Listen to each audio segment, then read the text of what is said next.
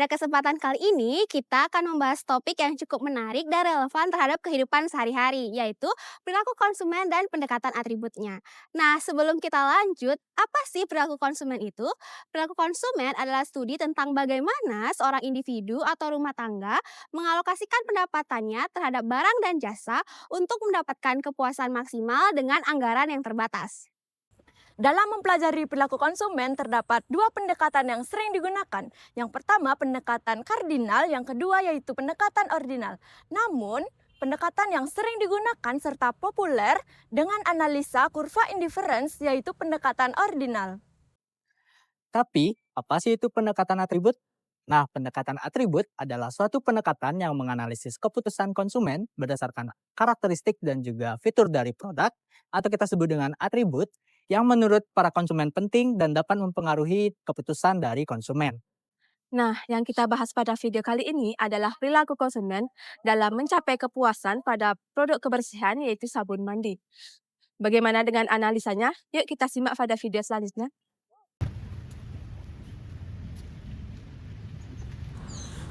Panas banget hari ini. Mandi enak nih. Pulang ah.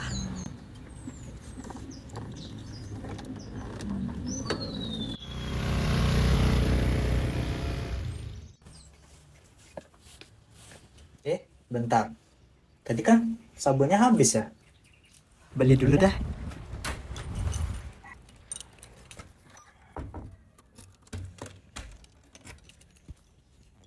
Bentar. Aku cek dompet dulu.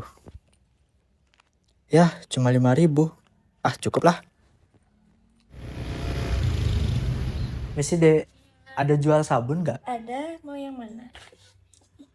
Yang giftnya berapa? 3.000, Kalau Lifebuoy? 3,5, Shinsuinya? 6, Dettol? 8. Pilih yang mana ya? Ada Eka, kamu lagi ngapain di sini? Ini aku lagi beli sabun. Oh, Beli yang ini aja deh. Berapa tadi? 3,5. 3,5.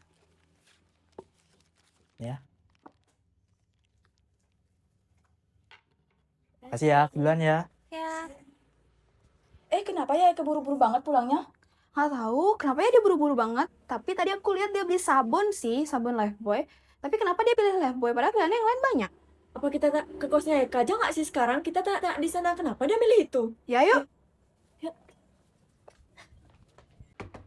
Eka. Eka. Ih, kalian ngapain bertiga kesini? Itu loh Kak, kamu lagi sibuk nggak? Enggak sih. Soalnya kita mau wawancara. Oh, ya udah boleh. Tapi tunggu ya, aku baru selesai mandi nih. Ya, tunggu dulu ya. Iya.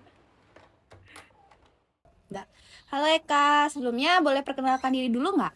Oke, kenalin aku Eka Pratama, mahasiswa jurusan akuntansi Politeknik Negeri Bali.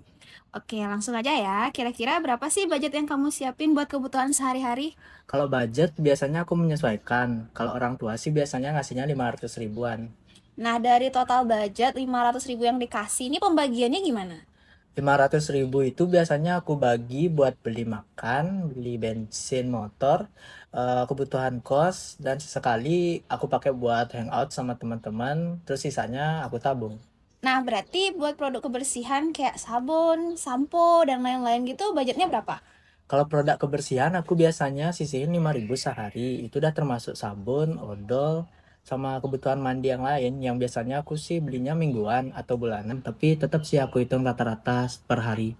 Tadi waktu ketemu di warung, kebetulan kamu lagi beli sabun kan? Kamu biasa beli sabun merek apa?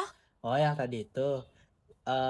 Biasanya sih aku pertimbangin antara merek Shinsui, Lifebuoy, Gift, atau Dettol.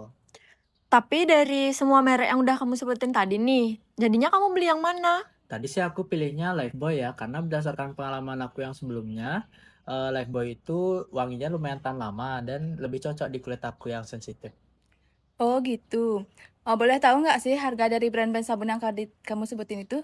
Kalau harganya tadi untuk Gift itu Rp3.000, kalau Lifebuoy 3.500, Shinsui 6.000, sama Dettol itu 8.000. Nah, yang terakhir nih, kamu puas nggak sih sama pilihanmu memilih sabun Lifebuoy? Oke, kalau ngomongin puas sih sejauh ini puas ya. Kebetulan aku udah pakai Lifebuoy dari lama dan dia tuh melembabkan, cocok di kulit aku dan gak bikin kering. Tapi kalau ada opsi lain, mungkin aku bakal pilih Shinsui karena aku pernah coba dan jujur itu wanginya tahan lama banget. Dan walaupun nggak semelembabkan Lifebuoy, tapi dia masih aman sih di kulit aku. Jadi mungkin nanti kalau harga Shinsui-nya bisa lebih turun lagi atau lebih rendah lagi, mungkin aku bakal pilih Shinsui. Oke deh, makasih ya Eka sudah mau diwawancarai. Oke, sama-sama. Oke, sekarang kita akan masuk ke pembahasan. Masalah utama yang dihadapi oleh Eka adalah rasa gerah akibat dari cuaca yang sangat panas. Sehingga ia berniat untuk mandi. Namun, sayangnya sabunnya habis. Maka Eka pergi ke toko membawa uang Rp5.000 untuk membeli sabun. Sesampainya di sana, ia harus memutuskan pilihan sabun mana yang harus dipilih di antara 4 pilihan sabun yang ada. Jadi, dalam mengambil keputusan, Eka harus mempertimbangkan anggaran yang menjadi batasan sebesar Rp5.000. 4 merek sabun yang menjadi pertimbangan Eka antara lain, yang pertama ada Gift, memiliki tingkat aroma dan kelembaban yang sedang dengan harga Rp3.000. Yang kedua ada Lifebuoy, memiliki tingkat keawetan aroma yang paling rendah di antara ketiga produk lainnya, namun memiliki tingkat kelembaban yang tinggi dengan harga Rp3.500. Yang ketiga ada Shinsui, memiliki tingkat keawetan aroma yang sangat tinggi walaupun tingkat kelembabannya rendah dengan harga Rp6.000. Yang keempat ada Dettol, memiliki tingkat keawetan aroma dan kelembaban yang paling tinggi di antara ketiga produk lainnya dengan harga Rp8.000. Maka atribut yang menjadi pertimbangan dalam pembelian sabun yaitu tingkat keawetan aroma dan tingkat kelembaban. Nah, sekarang saatnya kita membuat kurva kepuasan konsumen atas pembelian sabun yang dilakukan oleh Eka. Pertama-tama yang kita harus lakukan yaitu menentukan garis ordinal atau yang kita lambangkan dengan huruf Y dan garis eksis yang kita lambangkan dengan huruf X. Di mana pada kasus Eka garis ordinal menunjukkan tingkat kelembabannya sedangkan untuk garis eksis menunjukkan tingkat keawetan aromanya. Nah, selanjutnya kita akan membuat kurva yang menggambarkan bagaimana Eka mengambil keputusan dalam melakukan pembelian sabun dengan pertimbangan dua atribut tersebut. Adapun sabun-sabun yang menjadi pertimbangan Eka yaitu yang pertama ada sabun Gift seharga Rp3.000, sabun Lifebuoy seharga Rp3.500, sabun Shinsui seharga Rp6.000, sabun Dettol seharga Rp8.000. Berdasarkan ilustrasi tersebut, maka panjang garis masing-masing sabun ditentukan oleh harga masing-masing sabun dengan mempertimbangkan anggaran Eka sebesar Rp5.000. Selanjutnya, kita akan menarik garis yang menghubungkan titik maksimal atribut dari masing-masing produk yang disebut sebagai garis depan efisiensi atau efisiensi frontier. Berdasarkan konsep indifference map, apabila titik pada kurva konsumen semakin jauh dari titik nol, mencerminkan bahwa pilihan tersebut memberikan kepuasan yang tertinggi. Dalam kasus Eka, Dettol memiliki titik yang paling jauh dari titik nol sehingga diasumsikan dapat memberikan kepuasan tertinggi. Karena keterbatasan anggaran yang dimiliki oleh Eka membuatnya tidak bisa membeli Dettol. Sehingga apabila kita lihat kembali, Lifebuoy memiliki harga yang sesuai dengan anggaran dan berada di titik yang lebih jauh dari nol dibandingkan dengan Gift.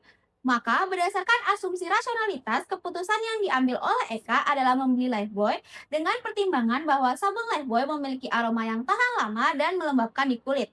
Sehingga sabun Lifebuoy berada di titik kepuasan tertinggi atau disebut juga sebagai IC1. Sisa anggaran dari pembelian Lifebuoy sebesar Rp1.500 memungkinkan digunakan Eka untuk membeli sampo saset. Sehingga diasumsikan sampo adalah perilaku memaksimalkan anggaran untuk meningkatkan kepuasan Eka atau disebut juga IC1+. Berdasarkan pengalamannya, Eka menyukai wangi sabun Shinsui meskipun memiliki tingkat kelembapan di bawah Lifebuoy. Sehingga ia berharap harga sabun Shinsui dapat turun sebesar Rp1.000 menjadi Rp5.000. Maka di kemudian hari ia akan membeli sabun Shinsui karena dapat memberikan kepuasan juga dalam hal ini tingkat keawetan aroma. Maka Shinsui dapat disebut sebagai kepuasan bayangan atau IC accent. Maka dapat kita simpulkan bahwa keputusan konsumen dipengaruhi oleh atribut produk yang relevan dengan kebutuhannya, bukan hanya sekedar harga atau popularitas. Nah, dalam kasus Eka, ia mempertimbangkan tingkat keawetan aromanya serta kelembapan pada sabun sesuai anggaran yang ia miliki.